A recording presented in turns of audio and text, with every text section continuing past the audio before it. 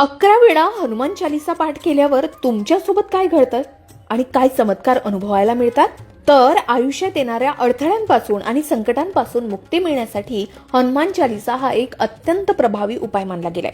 अनेक भक्तांना असा अनुभव आहे की जेव्हा सर्व मार्ग बंद दिसतात तेव्हा हनुमान चालीसाच्या पठणाने संकटातून मार्ग निघतो. संकट कटे मिटे सब पीरा, जो सुमरे हनुमत बलबीरा. ही चौपाई याच गोष्टीची साक्ष देते. हनुमान चालीसाचे नियमित पठन केल्याने मन शांत होतं आणि एकाग्रता वाढते. नकारात्मक विचार दूर होऊन सकारात्मक ऊर्जा आपल्यामध्ये संचारते. जर तुम्हाला भीती वाटत असेल, वाईट स्वप्न पडत असतील किंवा नकारात्मक ऊर्जेचा अनुभव येत असेल तर हनुमान चालीसाचं पठण तुम्हाला या सर्वांपासून वाचवतं.